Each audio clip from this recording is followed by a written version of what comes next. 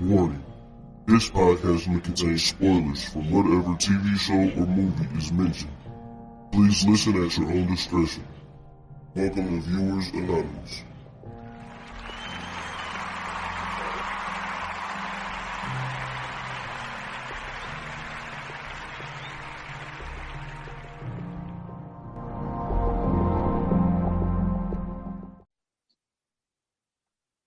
What's going on? I'm Scoots Bronson. And I'm Scott Foster, and this is Viewers Anonymous podcast. Man, how we feeling today, man? We good? Man, I'm doing great, man. I ain't got no complaints. But I do want to say, man, before I ask you how you doing, make sure that y'all hit that subscribe button if y'all new to the podcast. And if you're watching this on YouTube, man, hit that subscribe button right below as well. Hit that notification bell. That way, every time we put out a new episode, you'll be alerted, man. But how you doing, man? Man, good, man. Like I had some kid things to handle today, but you know what I'm saying, I got it all squared away. Still a little aggravated, but you know what I'm saying, it be like that sometimes. But man, look, see, I love when shit like this happen. Like, so, you know what I'm saying? I'm just chilling. Mm-hmm. You hit me up and you asked me, have I seen this movie? And I knew right then and there, like, dude, I could read the excitement in the text. Yes, indeed. I just got a feel, and I was like, okay. Because it happened with me with the Outcry episode. Like, I hit you, was like, yo, like, you got to see this. And then I knew, like, when you hit me about this movie, I was like, all right, man, I'm going to have to get on it and watch it. I did. It was a really, really, really good film. And it was not what I expected. But I love to get those texts from you to where I could feel the excitement, dude. I read it. I seen your facial expressions and everything. Hey man, this movie was well worth it, man. You know what I'm saying? I think it's only so often that we get movies that, you know what I'm saying, we can get excited about personally as, you know what I'm saying, Black people. But I also think that, you know what I'm saying, just in general as movie, you know what I'm saying, viewers, as people who like to watch television and movies, that we can get excited over, you know what I'm saying, a good movie or something that can, you know what I'm saying, keep you entranced. Because a lot of times, you know, or I don't know about you, but I catch myself on Netflix and I'm watching a movie and next thing you know, 5 minutes later, I'm in my phone listening to it rather than watching it. So, you know what I'm saying, this one, I did not touch my phone not once. Oh yeah, I was the same way, man. It was one of those films where you felt like if you turned away for a second, you was gonna miss something. Yeah, and I love that because there's not a lot of films that can do that for me. And what I liked about this one was like it wasn't drug out. It wasn't like a long ass movie, because like one movie that draws me in like this, but I also have a fascination with it. Like, not watching the movie, like I did like a whole bunch of research on it. I've listened to podcasts on it, stuff like that. But, you know, I had this fascination with the Zodiac Killer. And the Zodiac movie that came out, I think the 2009 version, Mark Ruffalo and Jake Gyllenhaal. Dude, it's like 2.5 hours, but it's like, dude, it got me. Like every time it's on, it got me. Like I be locked in. And this movie had that feel to it where it locked you in, because it was like if you turn away, like you're gonna miss something. But like they did really good with the suspense. Like it kept you, you know what I'm saying? It kept you locked in because it was like there was like this mystery to it. Like it's like one of those type things. Like you're going around the corner, you don't know what's gonna be around there. It's like. So it's like you're looking around the corner, like throughout the whole movie, it's like something's about to happen, something ain't right. Like you're getting this different vibe. So that was really good that was like the best thing to me about this film was how they left you hanging with that mystery. Yeah, man. For those who are probably wondering, man, what movie are these guys talking about? We are talking about the latest movie to come out recently, starring Janelle Monáe, from the directors of Get Out. And Us, the movie Antebellum, man. This is probably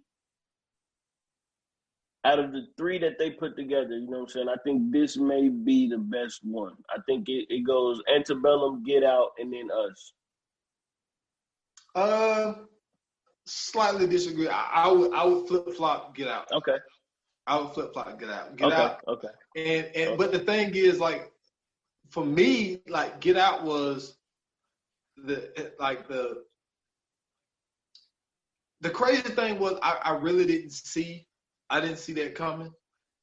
Like I was watching, I knew there was something funny about her, and I knew it was something funny about the family, but like, you know, it was just, it really got the same vibes as Get Out.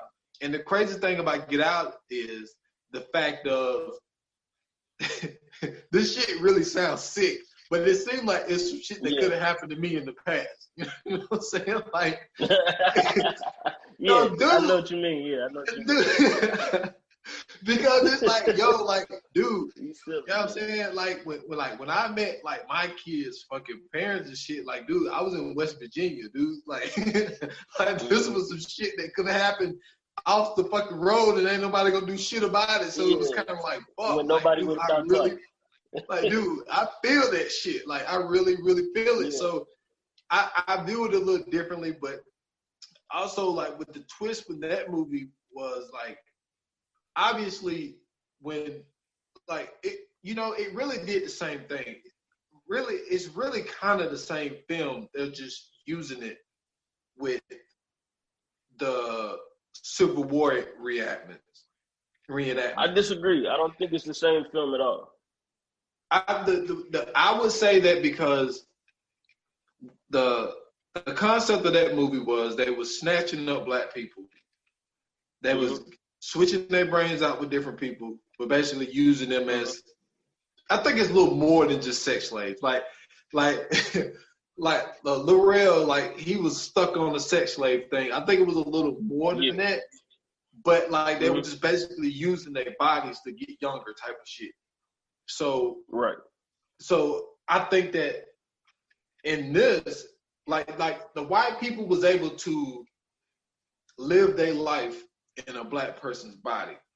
And like in this one, like, white people was able to reenact slavery, and like, now it wasn't any, you know, brain surgery and shit like that. So like it had its differences, but it's like, it's kind of the same concept of like white people wanting things to be a certain way. You know what I'm saying? I see what you're saying. I slightly disagree, only because I think with Get Out, you know, there's this thing that we've always known about in the black community of organ trafficking. And if anybody has done the research on it, if anybody has done the history on it, they know that anytime we talk about organ trafficking, we know that a lot of black bodies end up missing. We know that a lot of black people end up missing, whether it be, you know what I'm saying, young girls or young boys. And, you know, we even heard the story about the young boy who ended up found rolled up in the mat in his school gym, and his organs was missing in the autopsy or after the autopsy. And he was stuffed with newspaper. You know what I mean? So I think that's kind of what Get Out represented in a way. It was the buying and selling of black bodies. You know, them taking or bringing in black people to basically continue their life through our bodies. You know what I mean? Like it had the same sort of tones to it, as far as like the one scene where he was getting auctioned off, like, you know what I'm saying? Like, and then, you know, you can relate that to slavery. But I mean, for me, it was more so just the organ trafficking and the, you know what I'm saying, the whole melanin, the melanin obsession that they have with us. Like, there's this big research development thing that they've been doing on melanin for like hundreds of years. And, you know, they try to do as much research on it as they can to find out why it's so prevalent, you know what I'm saying, on Earth. And I think that was all tied in to Get Out. With Antebellum, I think it was more so it was, in a sense, it was politicized, but in the same sense, it was their way of creating that world that they, you know what I'm saying, that they lost. Like one of the scenes in the movie, you know what I'm saying, and this is like starting right out the gate. One of the scenes in the movie is we on a plantation. And you know what I'm saying, they going through the plantation, they showing you the people on the plantation, and on one of the scenes you see a guy raising up a Civil War flag, or I'm sorry, not Civil War flag, a Confederate flag. Confederate flag. And he's wearing Confederate soldier garb, like, so you thinking of the Civil War, you thinking of, you know what I'm saying, that time where slavery was prevalent, was there. And you know what I'm saying, we see people that are out doing slave things, and you see slaves. And then, you know what I'm saying, the beginning of the movie, you see them basically breaking up two black people, what we assume to be a husband and a wife, and then they kill the wife. You know what I'm saying? And then drag her body off. And so, you know what I'm saying, it instantly brought you to the horrors and, you know what I'm saying, just the indecencies and the inhumaneness of what slavery was. And so I think it touched, I think each one kind of touched on two separate topics while touching on the main topic of racism as a whole. You know what I mean? But I think that just it was the same. I see what you mean, like as far as, you know what I'm saying, them wanting their way with things, them trying to live a specific way, you know what I'm saying, them having themselves be at the top. But I think it was in a more narrow view, it was more so broken up into two different topics. Yeah. They're different. They just got, you know, certain, you know, similarities. Like they're two totally different films, but you could tell they're done by the same people. And oh yeah, like, 100%. So it had like they put their stamp on it. You know what I'm saying? Like they put their stamp, because I think that all three of these movies, including us, like you could tell they kind of got this thing going. Like you only can realize it when you watch a lot of the same movies from the same people, like Christopher Nolan. Like we know, like the lighting is going to be dark. We know, like it's going to have great sounds in it. Like that's like his thing. And I think that, and it's always going to have some kind of intelligence, something with intelligence in there, always. Yeah, every time. So I just think that they have their similarities, and like, you know, with the slavery thing, and like, you know, taking black bodies to do certain things with them and all this type of stuff, because they're doing the same thing with these girls in the film. Like, you know, they're having their way with them, raping them and branding them and all of that type of stuff. So, you know, it's all of them having their way of really like trying to live in that different time period type thing. Because even with, and I'll tell you something else that Get Out had reminded me of in a way, only in this one way. Like, you seen The Skeleton Key?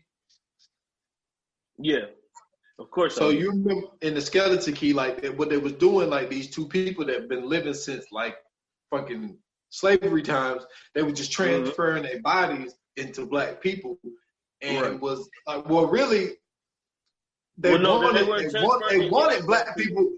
They was black people. So see, that one, it flipped it on you, because they were slaves. And they was transferring it into white people. I got it back. It was like they was, you know, transferring this up into white people. But with it being in the 2000s, they wanted to start using black people.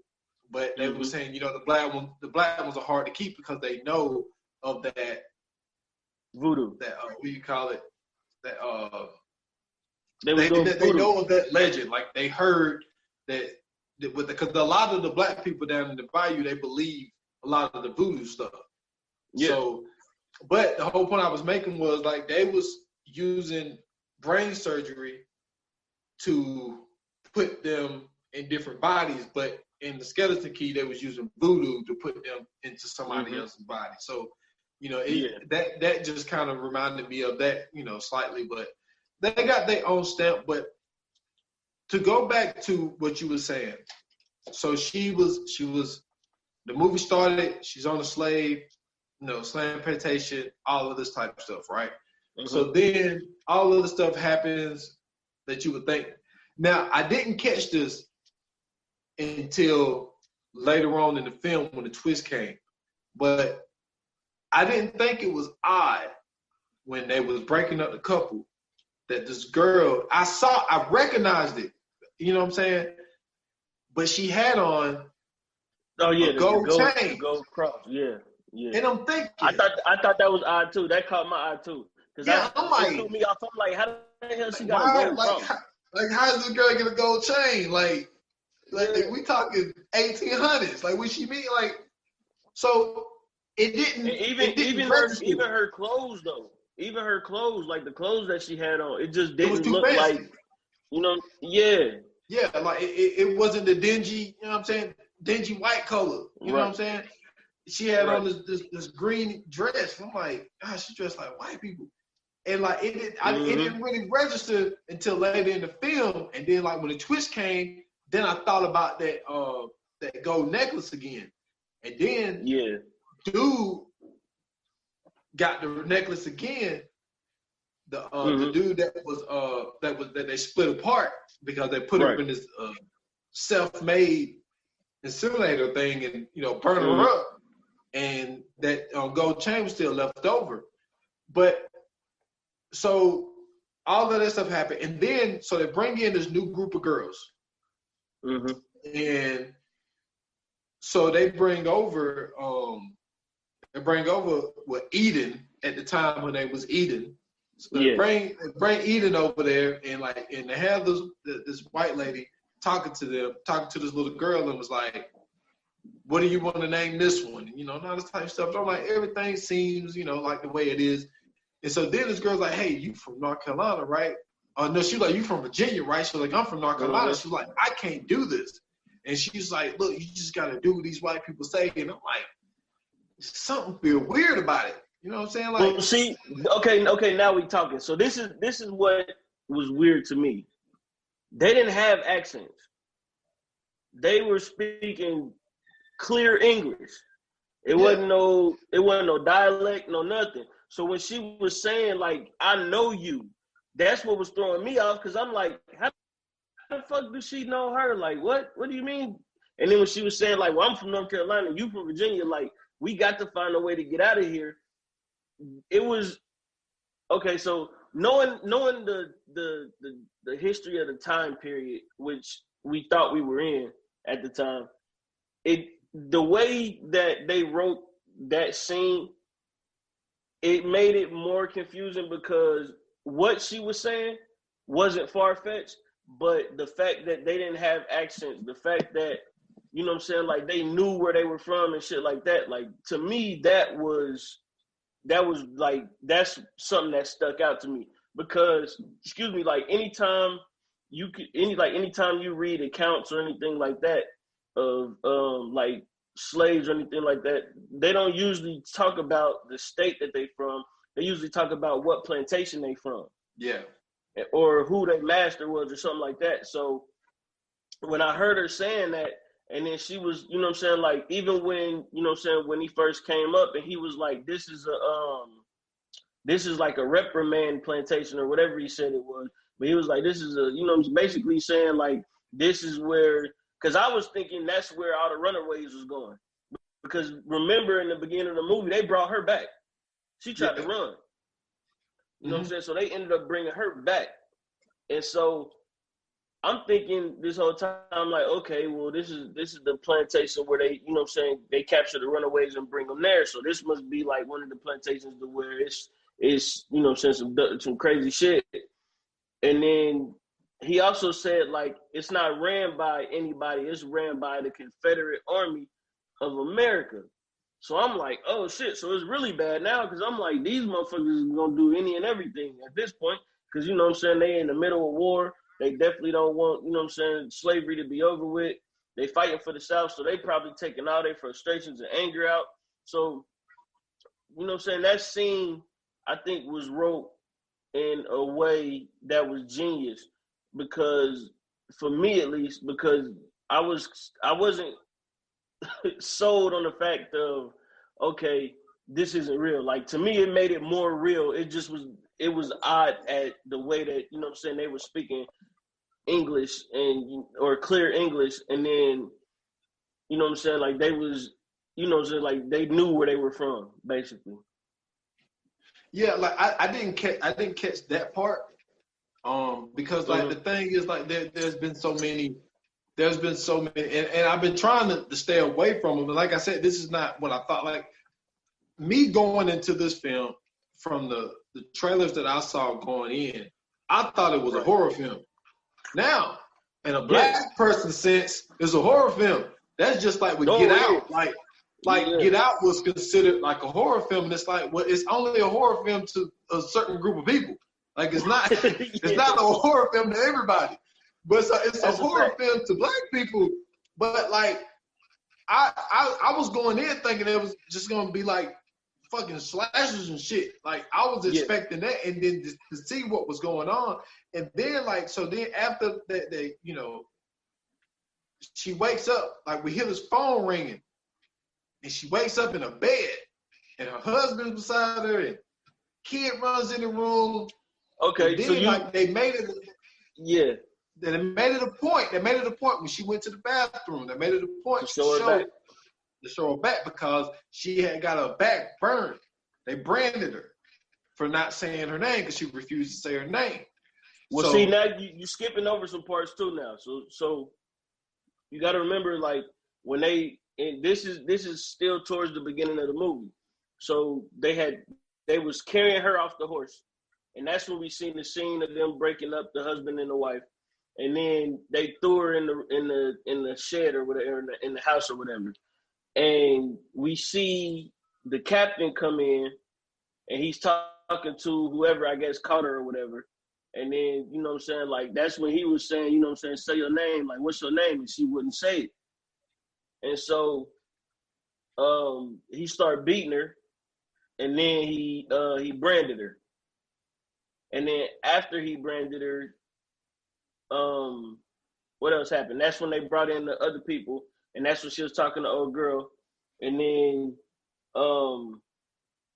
they was in the midst of the beginning of the movie, they was setting up for like some big dinner, like some party or something. That's what it looked like. They were setting up the tents, you know what I'm saying? They was setting up the tables and everything like that. And when they had brought all the new people in, they had the one girl from Virginia. I forgot what the little white girl said her name was, or tried to name her. But the girl that was from North Carolina, remember she had to go into the room with old boy because the dude had called her over there to basically have sex with her for his friend. Well, have sex with his friend. So they went into the cabin. Once they get into the cabin, she was saying something to him or something like that. She was saying that, thanks for saying that I was pretty. Right. Because she was trying to get out of having sex with him. And then like he did like, because he was like this shy dude. He, you know what I'm saying, you can tell he ain't really want to do it. But then like something kicked in to where like he just flipped the switch on her. And then he started, I think it was when she was like, you not like the rest of them or something like that. Like, why did you become so, or how did you become so nice? So then, you know what I'm saying, he started beating her, he started kicking her and shit like that. And then, you know what I'm saying, we found out she was pregnant.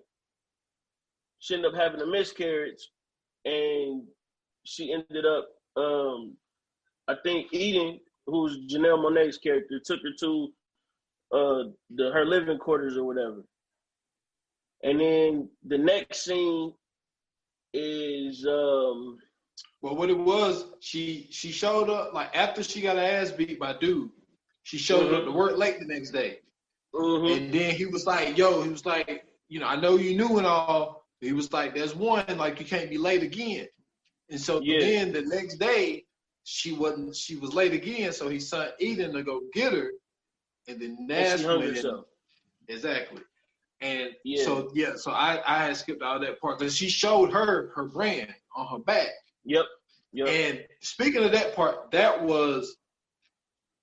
it was a very powerful scene, but at the same time, I've seen Janelle Monáe in, I think, 3 other movies.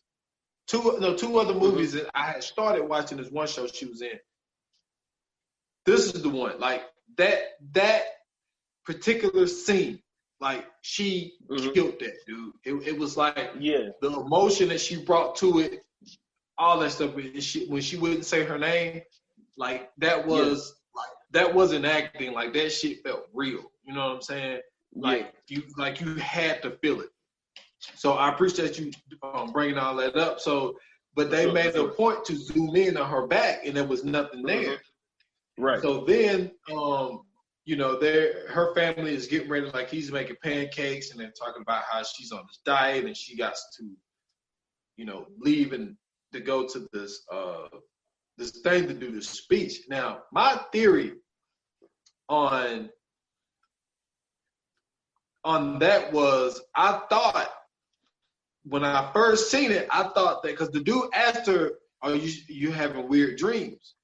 So the way they shot that up, see, that's one of the things that got me too. I'm thinking that's okay. So real quick, so this is how I thought it was going to play out. I thought that what was going to end up happening was somehow she was basically, and this is where this came from, that particular scene. I thought that they were going to find a way to connect her to the past through, like, her mental trauma or some shit like that, and then connect her through an ancestor, something like that. And then that's how she was feeling everything on the plantation. I was thinking the same thing. So that's the first one that I had. That's the first plot twist that I had. Yeah, because I was thinking, I was like, okay, so she must be connected with someone else, and that was the dream. So I'm like, so she's probably gonna be having these dreams, and it's like she's gonna, you know, figure out that this person was like her great great great grandmother or some shit. Like, that's what I was thinking, you know. So then the movie goes along, and like, she's sitting there it was a Zoom meeting that she didn't want to do, and so she's sitting there talking to this girl, which was I'm guessing she was the slave owner's, well, the dude. That's the thing. Like, it was so weird because, and I didn't think about this, and I was like, so this is the Confederate dude's wife in his plantation? It was supposed to be. Well, I think they was really married, but that was his wife, and then he was the second. No, he was in command of the plantation, but the captain was, because notice the captain only showed up like once or twice throughout the movie. He wasn't there the whole time. Yeah. So I think that those two were basically running the plantation. Yeah.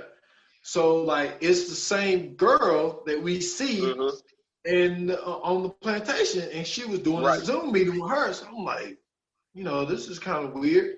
And then, like, the way that she was talking, like she was throwing these subliminals. You know what I'm saying? And she had that Southern accent. Yeah, that's true. She kept that Southern accent, but then at the same time, she was doing those subliminals that, like, I feel like some racist white people, just the racist white ones, like, they don't really throw those subliminals like nowadays. Like, it felt like, you know what I'm saying, Jim Crow days, like the way she was throwing these subliminals and the way she was looking at her daughter, talking about how pretty she was and all this type of stuff. I was like, yo, something ain't right. I was like, it's something weird about that lady. So then she goes on a trip. Hold on, wait. Before you do that, one important piece of it as well was before she got on the Zoom call, and I think this was like right after. No, this was before the Zoom call, before the pancake thing. They were in the kitchen and they were looking at the debate that she was having with some dude on like CNN or something like that. Because she's supposed to be like this. Yeah, she's supposed to be like this big author or whatever. So basically, she was just saying that the things that were going on, you know what I'm saying, the racism and the feminism and all this other stuff, is basically what her book was about, and then a lot of that had whatever to do with the conversation that they had. Yeah. And then so that's when after that happened, you know what I'm saying, they was basically, her and the husband was celebrating because, you know what I'm saying, they felt like they got the better of the guy in that debate. And then that's when it went to the Zoom call part. And then what happened after the Zoom call? So she had to leave, didn't she? Yeah, she had to leave. So she kissed her, kid and her husband goodbye, whatever. And then that's when, she was doing like, and it's so crazy because I don't know if you caught it or not, but she was doing yoga with the yoga instructor. And the way, like, as soon as they went to the yoga, she was doing this thing where her back was arched and her hand was down. Mm-hmm. We'll bring that back up. That's for but a little bit later. Okay, now this is a good part of the movie too, right? Because now when you see this scene, you don't see her initially doing yoga. All you see is her upside down. Yes. So I was thinking that it went right back in time. So now I'm thinking that she's back in time at this point, and now she's being punished for something. Because the way she was hanging, it looked like she was hanging upside down. She was hanging, yeah. I was thinking the same thing. And also, a part that we missed that made me just think of, she kept doing this routine the way she would step through a room. Yeah. You know what I'm saying? Yeah. So she was stepping through a room. She was taking these large steps, and she would only step in certain spots, and she kept putting like grease or butter or something on the door. Yeah. And it's like, okay, so you can see she's planning a plan to escape. But, I think at the time, we wasn't really thinking about it. So then, so fast forward back to where she's hanging, like it looked like she's hanging upside down, but she's actually doing yoga and she got a back arch. So that's going to come a little bit more later in the podcast. So she's doing the yoga. Then your girl from Power show up. You know what I'm saying? Not Power. Your girl. Gabby. Her name is Dawn. Gabby Sidibe. Yeah. Your girl from Precious. Damn. What was it? Precious. Yeah, Precious. But I'm thinking of when she was with Lucius Lyon and them.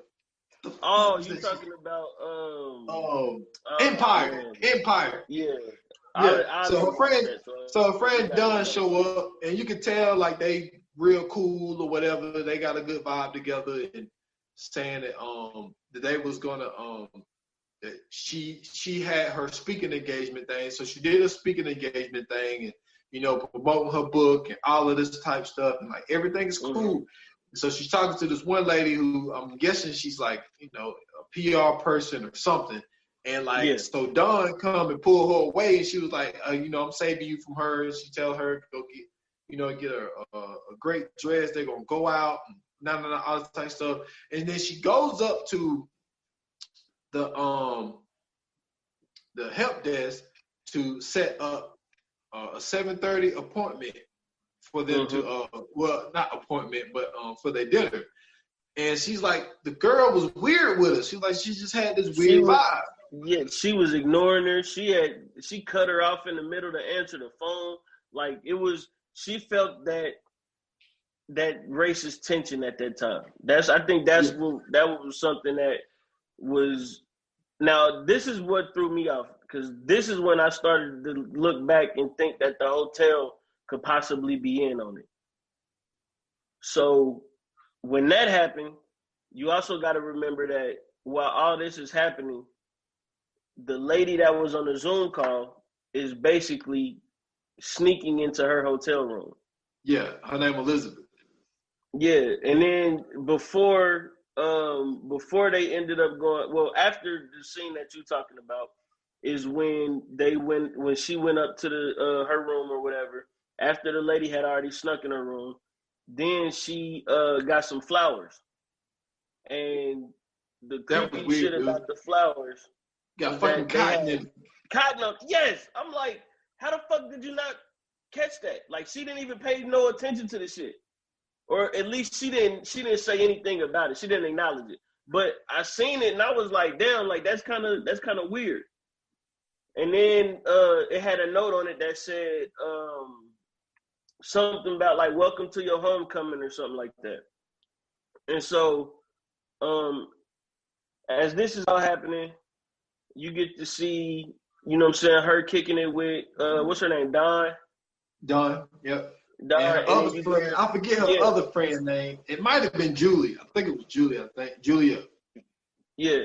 So it's you know what I'm saying, she got another friend that they all kicking it with, and they're all successful. I think Don was like a relationship expert or something like that. I don't know what the Julia lady did. I think she was like her manager or something like that. But you know what I'm saying, they basically in an Uber and they go into the restaurant, and then she's texting her husband. So in the middle of her texting her husband, she's like, you know what I'm saying, thank you for the flowers. So he like, I didn't send you no flowers. You know what I'm saying? Maybe you got it from one of your admirers or whatever. And then, you know what I'm saying, she kind of laughed back or whatever. And then that's when Don snatched her phone and was like, yo, you know what I'm saying, you out and about, you know what I'm saying, you supposed to be kicking it with the girls, you know, get off of that. And so, and another thing that was funny in this movie was Don was a relationship expert, but she was single. Dude, and she thought she was the shit, man. Yeah, I caught that. That made me laugh hard as fuck. I caught that big time. When they said that she was a relationship expert and then they were at the restaurant, I'm like, oh, she ain't even in a relationship. So that's one thing that I caught that I thought was funny. But in the midst of all that, right, we see them at the restaurant. We see, you know what I'm saying, they talking or whatever, and they having a good time, they enjoying themselves, and then I just said her damn name. What's her name? Victoria? Veronica. Well, at this point in time, she's Veronica. Yes. Yeah, she's Veronica. Now, the thing that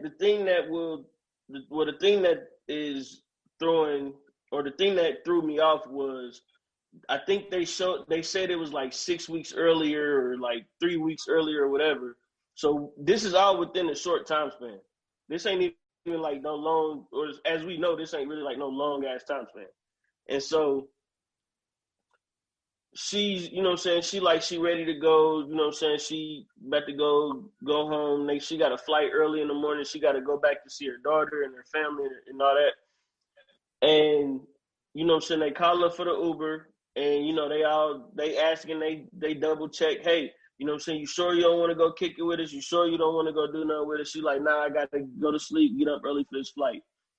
An Uber pulls up, or what we assume to be an Uber pulls up, and they get her in the Uber, and the Uber, you know what I'm saying, drives off. As the Uber is driving off, another Uber is going to pick up the two friends.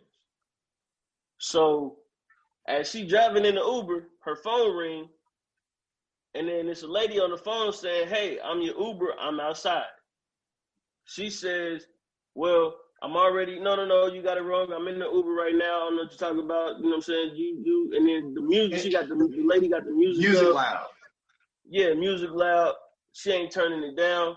And then the car stops, and we see Elizabeth as the driver. And then, out of nowhere, her husband comes up and snatches Veronica to basically constrain her. So, I mean, not constrain her, restrain her. And so, as this is happening, they're driving, they pull off, and then Don and Julia's car is literally driving right next to them, and they're not paying no attention, and then it turns off to veer off to the right or whatever. And then the husband basically bashes Veronica's head on the window, and then everything goes black. We hear another phone ring, and then she wakes back up, basically back in time. Yeah, what we're thinking, yeah. Yeah, so then when the phone rings, the whole part of the scene is she was basically being raped by the captain. So the captain wakes up, he goes to answer the phone, and that's when the whole plot twist basically just hits right there. It's just boom. Everything is falling into place. And that was the turning point of the film, because there was a time when earlier, before all of this happened, you heard a sound, and everybody in the field, they stopped and they looked up, and the dude was like, "Get back to work." And it didn't register at the time of what that sound was. Mm-hmm. So then once the whole scene happens with the phone ringing, then we see like, oh shit. So what she saw was actually her last events before she got kidnapped. Right. So it started out with her, like the present time of what it was, and then when she heard the phone ring and she woke up in her bed, that was actually like the dream. Before, no, it wasn't. It wasn't a dream. It was showing you. Yeah, it was showing you before. Yeah. So then I'm like, oh shit. So then they back to work or whatever, and then you hear that sound again, and then they look up and it's a fucking plane. And it was like, that's what that sound was the first time when they was in the field, and they looked up. They looked up because they heard a plane. So then it's like, oh shit. So this shit is all present time. And that shit, hey, listen, that shit blew my mind. I was sitting there baffled, like, so this shit is going on present day? Like, that shit was crazy. And so I'm like, dude, that's one of those things where you just basically, you got mind fucked. Like 100%. Like I was totally thrown off. So I'm like, oh shit. So then like, the whole perspective of what I was thinking, like everything is all thrown off. It's like, because I was lost. It was like you was lost, and then like you kind of, you regroup and you figure out like, oh shit, so this is present time. So now all that other shit made sense. Now that gold necklace made sense.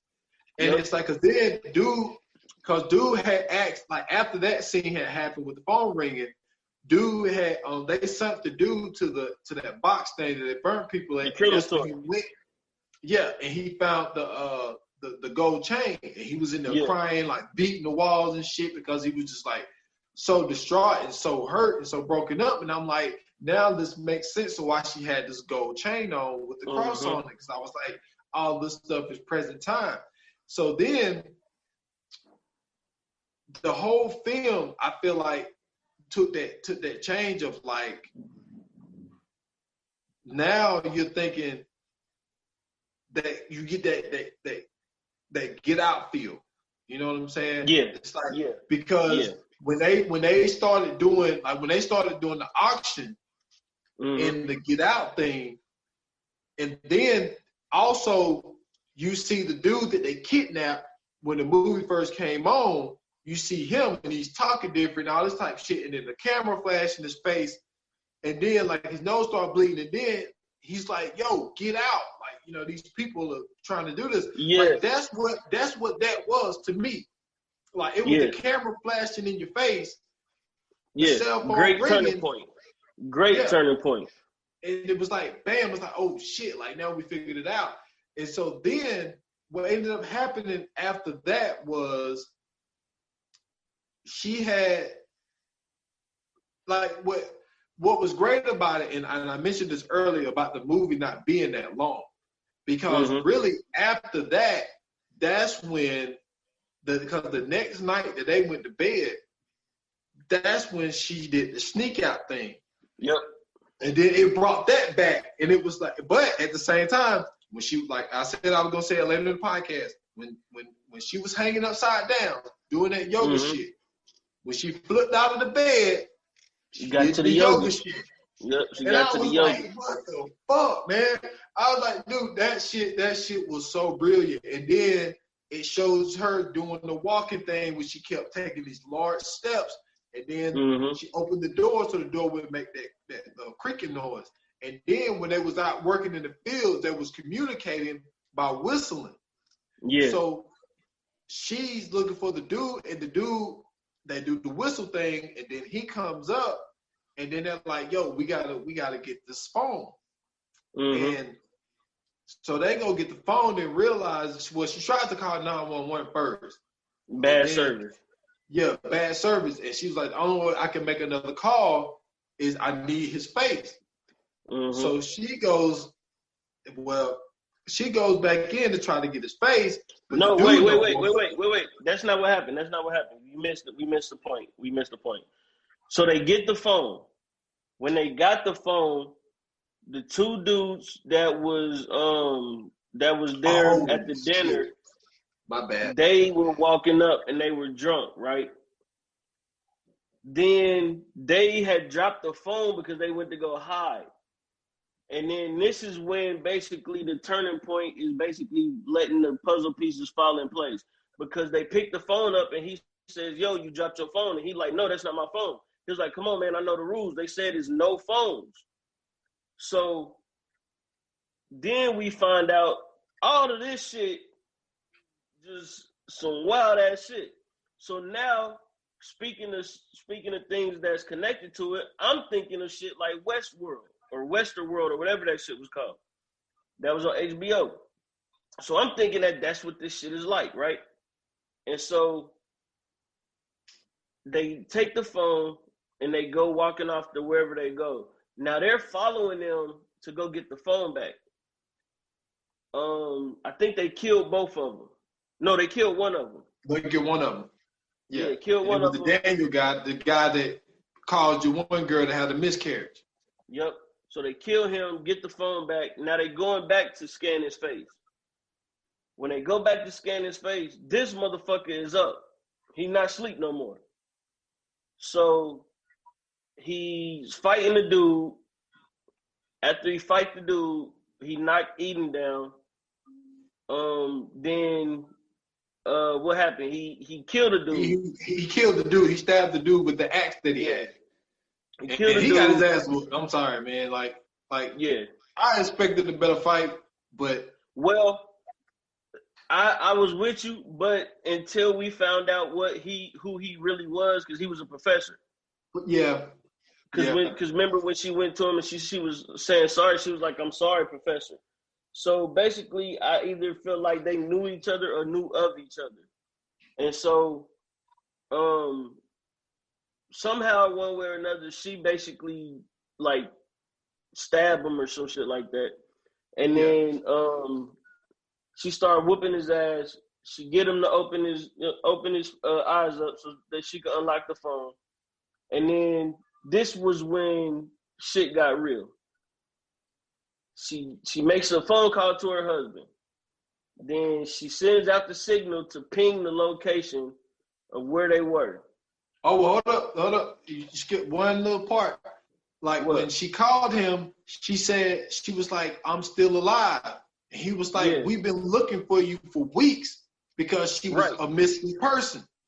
Right. And so I thought that was important because it explains like she was missing for a while, and then they did the missing person report and all this type of stuff. So you find out that much time didn't go by and all that type of shit. Yeah, remember, because that's what I was saying earlier when I was saying I was confused, because remember it said like 6 weeks ago or 6 weeks earlier or some shit like that in the movie. So it kind of explained to you like all of this was in a short time span. It wasn't even like some long drawn out thing. Like this shit literally just happened.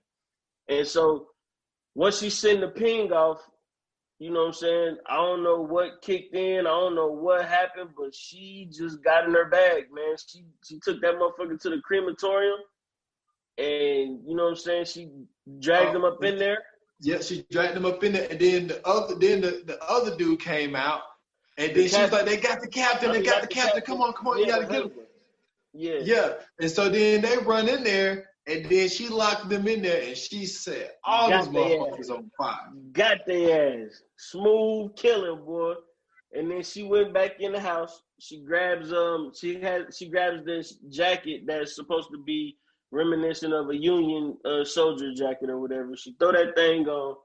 She hop on this horse, and she get to going. Now the horse.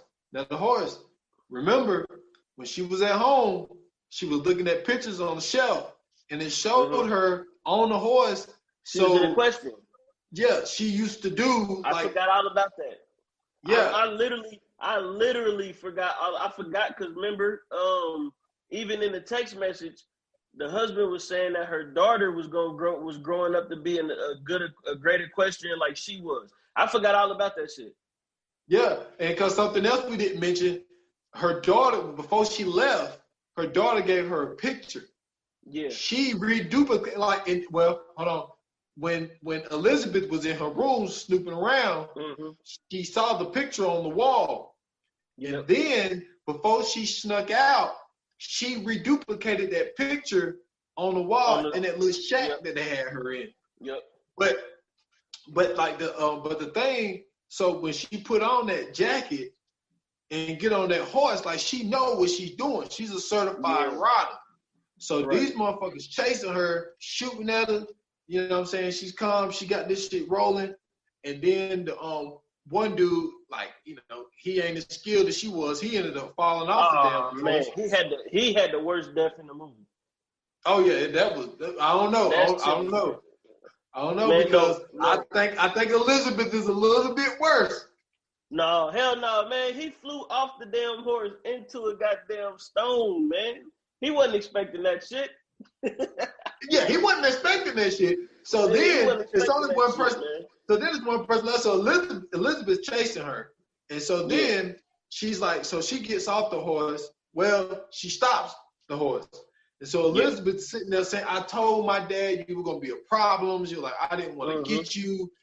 All this type of shit. So she's talking all this mad shit, you know, bring your, you know, black ass out here. You know, I told my father this, told my father that. And so then we see the horse, but ain't nobody on it. So then she knocks her off the horse. These two girls are going at it.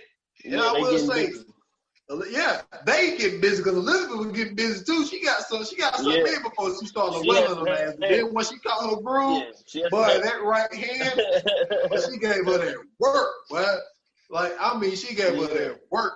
Now, then, this was also a good twist too, though. The captain was her dad. And that was the one that he wanted her. I think they wanted her because of the message that she was spreading, but also something. I think that was the dude that was in the. I want to say that was the dude that was in that CNN video. I got to go back and watch it because I'm not sure, but I want to say that was the dude that they was debating with in that CNN video. It could have been. And another thing that was brought that was also brought back in this film. And see, I love when they do something in the film and then they bring it back because they did it a few times. When the girl with the gold chain was running away, when they split them apart, my man threw the rope. You know what I'm saying? Pulled her down. He wrangled her up. When Eden / Veronica, when she got Elizabeth out their horse, she got her with the rope and pulled her down. And then she beat her ass. So they brought the rope thing back. And so then she beat her ass. So then she gets on the horse, but she keeps the rope. And so she takes off on the horse, dragging this bitch. Then I say this is the worst death because while she's dragging her, she runs that bitch head first into a General Robert E. Lee statue with the fucking face of that bitch. Dude, the way she broke her neck, I don't know, but I think that might have been the worst one, man. Hey, listen, that was the most ironic death in I would say maybe movie history. I won't say the most, but that was one of the most ironic deaths in movie history. The fact that this lady wanted to bring the Confederacy back by doing these sneaky ass tactics and ends up dying by a Robert E. Lee statue. That shit was like the piece de resistance. That shit was amazing. But don't forget, before she killed the captain, when she dragged him into the crematory, he said that you think that this is the only place. We are everywhere. So that was not the only place. So that meant that it was other places like that going on. Yeah, which is not surprising. And to finish it up, so she's riding off, and which I believe from when we was talking beforehand, it feels like this is your favorite part of the movie when she was riding a horse and then the reenactment of the Civil War was going on. And like it was total silence. And it was just that different kind of acting that you was talking about. Since it was your favorite part, I'll let you speak on that part. But I thought that was great. Okay, so yeah, man. See, this isn't the first time that she's done it in the movie. She actually did it throughout the movie. But I felt like that was the scene where she gave it everything. Her riding the horse, there was, you know what I'm saying, the audio was mute. You seen the emotion on her face. She had great face gestures. You know what I'm saying? Like she really made you feel in that moment that relief, like, yes, I'm escaping this shit. I'm getting out of here. Like you damn near almost had tears of joy. Like, thank goodness, like she got out of this bullshit. And so she's riding across this field that looks like a scene in the Civil War, and we find out that basically where they were was behind a Civil War reenactment park in Louisiana. Yes. And so she's riding a horse, like she's taking the fuck off, and as she's taking off, you just see all these fucking police cars just riding up, all these fucking police cars just coming. And then once she gets like to where the police cars is, it just goes black. And then I think like it was a few post-credit scenes where they were showing like the FBI talking to the people that was there, arresting the people that was there. And then they had another scene where like the FBI were in the search party formation where they all lined out across the field and they just walked the field. So, you know what I'm saying? It was basically just showing you like basically everything ended up turning into an FBI investigation. And we assuming that, you know what I'm saying, they did their justice. But man, speaking of, you know what I'm saying, the inaudible acting that she did, like like I said, I was telling you before we even start recording that I was watching a review on this, and the person that was doing the review had said something about her not having enough speaking parts, her not being able to talk enough. And to me, I feel like the hardest thing to do as an actor is not have lines. To be able to act out and not speak is probably, I don't know, to me, I just feel like not a lot of people can do that. And so for Janelle Monáe to basically be in this movie throughout most of the movie, really, because the only time we really hear her talk is like slightly when the girl got there, and then like she was really like in her personality and talking when we find out what happened, you know what I'm saying, before she got to the plantation. And so, you know what I'm saying, like we see her basically being a fucking actor, you know what I'm saying, from her face, her facial expressions, from her body gestures, her body language, I mean, you know what I'm saying, the emotion that she would show, you know what I'm saying, you know, you could see the fear when something would happen, you know what I'm saying, to me, it felt like you could feel everything that she was giving off in that movie. And I thought that she just did a hell of a job, even for her to have to go from that to switch to, you know what I'm saying, showing her personality and showing who she really is, you know what I'm saying, talking and doing all that. I thought that was great. Yeah, I felt the same. Like, I think that this was her coming out party of being the lead in the film. I think that this movie really put that certified stamp on it. And, you know, like also we were talking about before the pod was, I think that this idea isn't that far-fetched, man. I think that when you look at the way a lot of the stuff is set up as far as like not wanting Black people to get like a lot of real estate, there's some places that are just really just off limits. Like that's why that type of thing, like 40 acres and a mule type shit, that shit had never happened, because land is one of the most important things that these type of white people want to keep. Because when you got land, you can have shit like this happen. You know what I'm saying?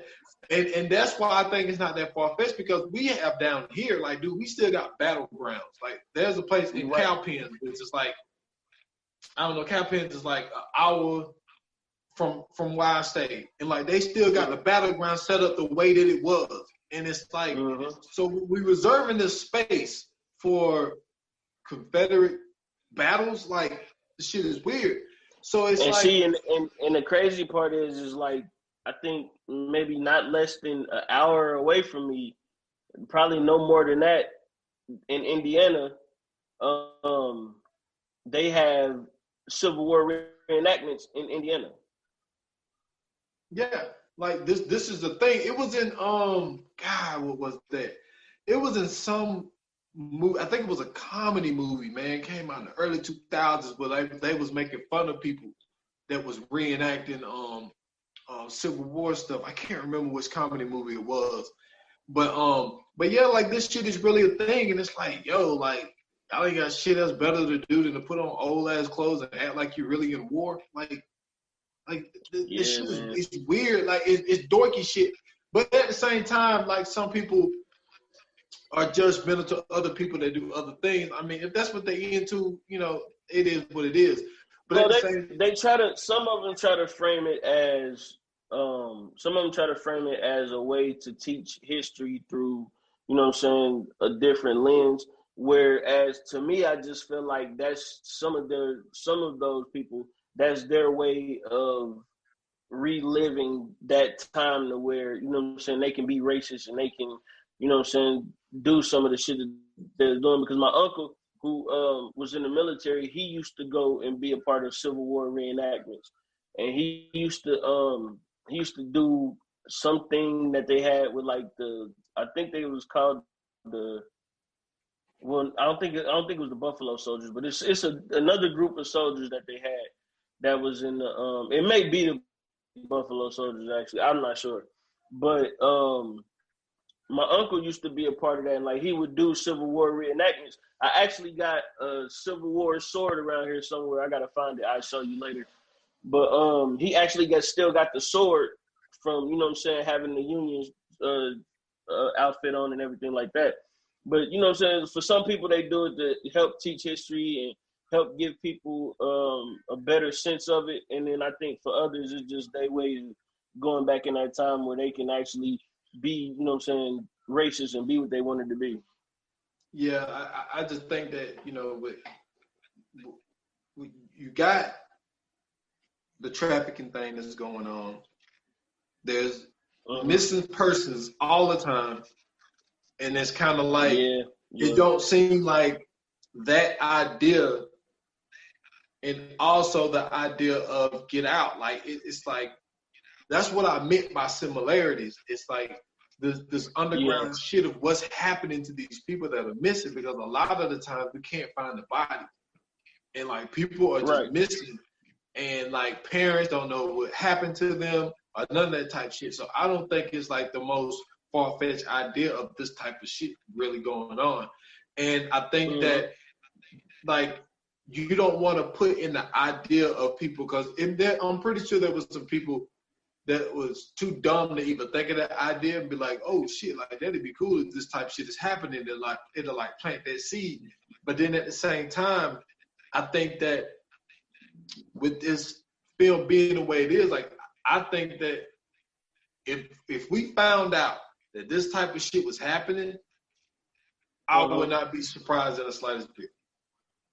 Yeah, not at all, man. I think that, you know what I'm saying, once again, man, you know, you spoke earlier about how Get Out was a horror film for Black people. I think that this was along those same lines. To me, I think this is like the utmost horror film for us. Like, having to relive slavery, well, not having to relive slavery, but actually having to live slavery after, you know what I'm saying, we know the horrors of slavery. We know the, you know what I'm saying, we know the lasting effects of slavery. So actually to have to actually go through it, you know no, but this is what makes it worse, though. Totally different. But what makes it worse is, you know what I'm saying, you what, you 32, right? Yeah. So you 32, I'm 35. To be living the way that we live and then to be thrown into that shit. Exactly. That's the shit that'll psychologically really fuck you up because you live 100%. Life, you know what I'm saying, with little bit of racism here, but you able to get a job, all the type of shit, but it's like, you know what I'm saying, you live your life and then all of a sudden you wake up with, you know what I'm saying, and now you picking cotton. It's like, yo, like what the fuck? Like yesterday I was just on the phone. Yes, you hitting the nail on the head and that's what I'm saying, like, if you just think about that, like you said, from us going to cell phones, and even though, you know what I'm saying, we may not have, you know what I'm saying, absolute freedom, we still got a lot more freedom than our ancestors. We still got, compared to our ancestors, we got 1,000% more freedom. You know what I'm saying? Like, there's no comparison there. And so to have everything that we have now and then to go back and revert to that, to where there is no cell phones, there is no technology. You know what I'm saying? Like, how many of us can still, you know what I'm saying, build on our hands?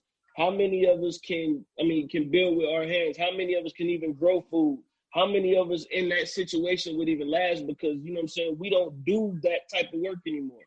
That type of work is really like damn near died out. So for us to have to revert to that and then have to go back into that, and then now we basically living through what they lived through, like, man, to me, first off, this movie, it evoked so much emotion in me. Like, I had to stop myself from frowning and mugging through the whole first part of that movie. I had to stop myself and remember, like, this is a fucking movie. You got to relax. Because I was feeling that anger and that hatred, like, yo, I can't believe, like, these motherfuckers really was doing shit like this. And then, not only that, it's just the fact that for them to put that plot twist on it is so fucking mind-bending. The fact that this whole time I'm thinking that she's in the 16 to 100 to 1800 time period, when in reality it's goddamn 2002. She's a fucking star author, and you know what I'm saying, she was just on TV damn near a month and a half ago, and now they got the whole goddamn country looking for her, and they find her on this fucking makeshift plantation behind a fucking Civil War reenactment part. Like, that, this shit is crazy. This may possibly be one of the best psycho thrillers to come out in the last 5 years. I mean, I like I said, I think it's Antebellum, and I think it's Get Out, and then it's Us. I'm telling you, man. Like, I think this movie is one of the ones, like, this is gonna win awards. This shit has to win awards. If Janelle Monáe don't win a fucking Academy Award for this, if this movie don't win Best Picture, I will personally go down there and whoop somebody's ass. Well, I'll try my best to bail you out. But now don't get me wrong. I think both are well deserved. I think the film and Janelle Monáe is well deserving. It's just that I don't have faith in the system. You know what I'm saying? Yeah. Like, I feel like a lot of the time they really mess up on these types of films. So, but I think it's well deserved to have a nom. But if they don't, it's not going to take anything away from the film for me. Not at all. Yeah, not at all. Especially like when you think of, you know, some of the performances that Denzel put up, some of the performances that Leonardo DiCaprio put up. Like, people don't realize. I don't think he's won one. He won one. He won one. Leo just won one. Yeah, he just got won one. And think about all the fucking great films that he put together. He only got one. So he didn't even win with the Titanic. That's what I'm saying. Like, dude, it is like, it's so backwards, man. And it's like, there's so many great performances that we've seen and they haven't gotten it before. So if I was her, I wouldn't take it personally. If she didn't, I think she's well deserving of it. But if she don't, like, it doesn't take away, like, how great of a film they was able to put together. The writers, you know, the producers, like, all of them deserve, even the cameraman. like that scene where I was just about to say that the cinematography was great in that movie, man. Yes, like especially when like the way that they did the camera to her when he was trying to get her to say her name and he put her on that table and branded her like just the way that they shot that, and also the way that they shot like because they did it 3 times. They did it when she was in the bed in the phone room and we seen it. She went to present time. They did it again with her hotel room, and then it took her there, and then they did it again when she was hanging upside down, and we thought that she was in trouble with something. She was doing yoga. Like I thought that the way that all that stuff was shot, it was really great, man. I mean, it was really good. I still, as great as it was to me, that just does this the test. But I think also, and I have a problem with this. Sometimes the element of surprise gets me, and it's like the first one, even though the next one down the line is just as good, it might be better. I think the element of surprise of like, we never seen nothing like Get Out before. So I think that's why I kind of hold it just a notch above it, because that was the beginning of it. Like that kicked it off. It was Get Out, Us, and then this. And it's like, I think that seeing Get Out, you know, before Antebellum, like if Antebellum would have came out first and then Get Out, then I would flip it. You know what I'm saying? Like I'm saying the same thing. It was just like seeing something for the first time. It's like it kind of got me there. That's kind of like the Final Destination movies. Like like for me, like the first one was the best one. Yeah, the first one's still the best. It really don't matter. Never mind. I can't use that because the first one was the best. But it also it kicked something off that we never seen before, and it was like even though the second one and the third one was, you know, that was good. Like after the it third just one, wasn't the first one. It didn't have. I see what you're saying. It didn't have that element of surprise of the first one. Yeah. So damn. I think it's my turn this time. Yeah, it's my turn. So Fire Flames, man. I got you know, with everything that we have said, like I'm not gonna go over it all again, but like down to the shooting, down to the script, down to Janelle Monáe's faces, the plot twist being one of the best plot twists that we've probably seen in cinema to go along with Get Out. I would give it. I'll with being locked in the way that I was locked in, man, I would give it a 4.5. Like 4.5. The reason I give it a 4.5 and I can't give it a 5 is because I still only seen it one time, and I think that with rewatching it, there's probably things that I missed the first time that'll make something make more sense and they can push it to that 5. I think with seeing it one time, I can't give it a 5 off of seeing it one time, just in my opinion. So, but just to say off of one look, to give it a 4.5, I still think that's a lot. But I'm willing to give it to it. That's saying something. Well, man, listen, I'm just going to take that leap, brother. You know what I'm saying? Like I said, I think that Janelle Monáe did a hell of a job, you know what I'm saying, with this leading role. I think that the plot twist was, once again, like you said, probably one of the best that we've ever seen in cinema history. I think that the cinematography in this movie was amazing. I think that the writing in this movie was amazing. Just the fact that they could come up with a story like this is fucking. I'm. My mind is blown. Like literally, my mind is blown. When I watched that movie, man, that excitement that I had when I texted you was just like, you have to fucking see it. I knew if anybody was gonna appreciate it, you would. So I'm like, you have to see this fucking movie. That movie was well put together. I wish it would have been a little bit longer. I wish the end would have, you know what I'm saying, gave us a little bit more. But I mean, when a movie is that good, you just gotta accept it. And then it kept my attention. You know what I mean? It had me hooked. It had me glued in. I didn't touch my phone throughout the whole movie. I put my phone down as soon as the scene started coming in, and I literally didn't touch my phone until I text you and told you you gotta watch this shit. So I'm giving this joint 5 out of 5 fire flames, bro. Hey, I respect it. I respect it. Like I say, I just need to, I'll watch it a couple more times, and if it's ever revisited, which it probably will, because I think that the run that they're on and the success of these films that they had with us and Get Out and this, I think we're gonna see more of this with the different, ideas. I hope so, man. So I'm pretty sure this will probably be revisited, and by that time it could be a 5. But I'll stick with my 4.5. But hey, dude, I'm right there with you. I'm saying I don't think there's no wrong answer. I just need to see it again, because I'm pretty sure there's some things that I missed that I feel like that'll push it over there. Yeah, I agree with you, man. Okay, so you know what I'm saying? Man, y'all make sure y'all go check this movie out.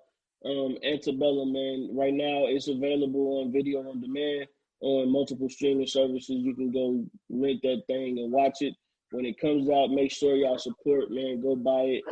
Because I'm damn sure gonna buy this. I need this one in the archives. I gotta have this one. So I'm gonna buy it when it finally drops and is available for purchase. That's all I got, man. That's all I got, bro. How about you?